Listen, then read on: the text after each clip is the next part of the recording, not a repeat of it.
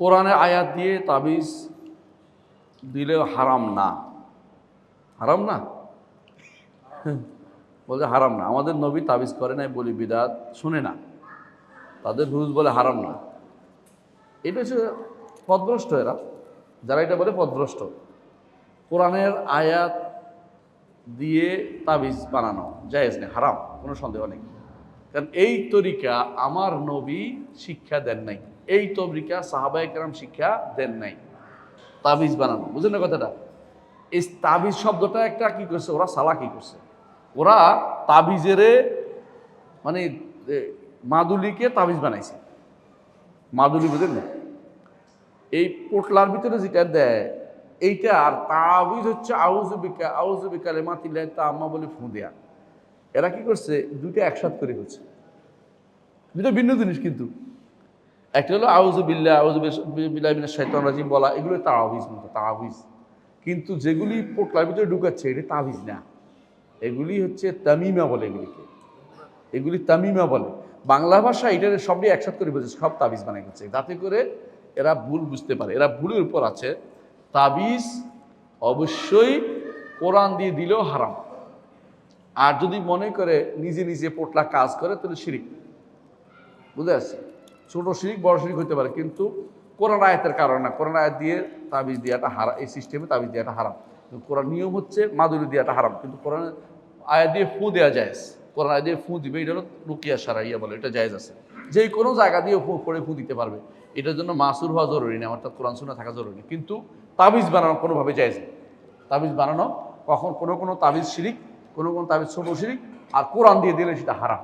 কোরআন দিলে এটা হারাম। কথা বুঝে আসছে? যে এটা আমার খেয়াল রাখবেন। হুজুর না বুঝলে আমরা কি করতে পারবো বলেন তো? আমরা শুধু বলতে পারি, আমাদের দায়িত্ব বলা পর্যন্ত। আমরা প্রচুর পরিমাণে বলবো যাতে হুজুরের কাছে কেউ না যায়, তো হুজুর এরপরে বলবো যায়, হুজুর টাকা পাই যেন বলে না।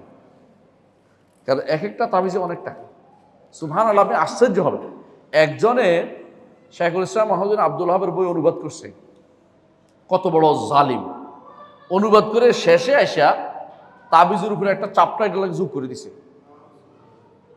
তাবিজ জায়েজের বলে শাইখুল ইসলাম কেন তাবিজের বিরুদ্ধে লিখছে, সে শেষে আইসা যোগ করেছে। বাংলা বাজারে এই বই বিক্রি হয়, আপনি চিন্তা করতে পারেন। হেরা আবার নিজেদেরকে মানহাজি বলে। এত জানোয়ার এগুলি হচ্ছে মানে তার মনের ভিতরে যা আছে। এরা কে বলছে তাদেরকে সালাফিদের কিতাব অনুবাদ করতে? সালাফিদের কিতাব অনুবাদ করে এদের ভিতরে কি করে, নিজের পক্ষ থেকে মত ঢুকাই দেয়। এই জন্য ওদের অনুবাদকৃত বই পড়বেন না কোনোদিন, কারণ ওরা বিভ্রান্তি তৈরি করে। ওদের বইগুলিতে সবগুলিতে বিভ্রান্তি তৈরি করছে। শাইখুল ইসলাম মুহাম্মদ আব্দুল ওয়াহাবের বই অনুবাদ করছে, আর শেষে কি করছে, তাবিজের চাপটা ঢুকাই দিছে। কোত্থেকে নিছে? আল কাউসার পত্রিকা থেকে নিয়ে। হেরাটা ঠিক আছে, আবার মানে যেদের বই থেকে নিয়ে শাইখুল ইসলামের বইয়ের ভিতরে ঢুকাই দিছে। কত বড় জানোয়ার হতে পারে আমি জানি। হ্যাঁ,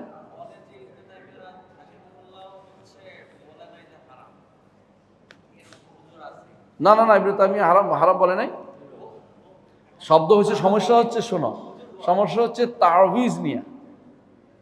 হেরা কি করছে, তাবিজ এবং তামিমে এক করে ফেলছে। তামিমে যে হারাম কোনো সন্দেহ নেই, কিন্তু এদের তাবিজ নিয়ে শব্দটা নিয়ে খেলাধুলা করতেছে, শব্দ খেলাধুলা করে। শব্দকে তাবিজের তো হারাম বলে, তাবিজের তো হলো তাবিজ। আউযুবিল্লাহ কালিমাতিল্লাহ এগুলো পড়া, যেগুলো পড়ছি তখন আমরা। কিন্তু এরাকে তাবিজ এবং তামিমে এক করে ফেলে। এরপরে কয় যে ইবনে তাইমিয়া তো এটাকে জায়েজ বলে না। ইবনে তাইমিয়া তামিমাকে জায়েজ কথা বলে না, কথা হচ্ছে তাবিজ নিয়ে। তাবিজ ঢুকে যে আউযুবিল্লাহ ঢুকাইলে কি এটার কথা প্রশ্ন উঠছে, এটা আউযুবিল্লাহ লাগাইলে কি এটা প্রশ্ন উঠছে। এরা এটার সাথে ওইটা লাগে এক করে ফেলে।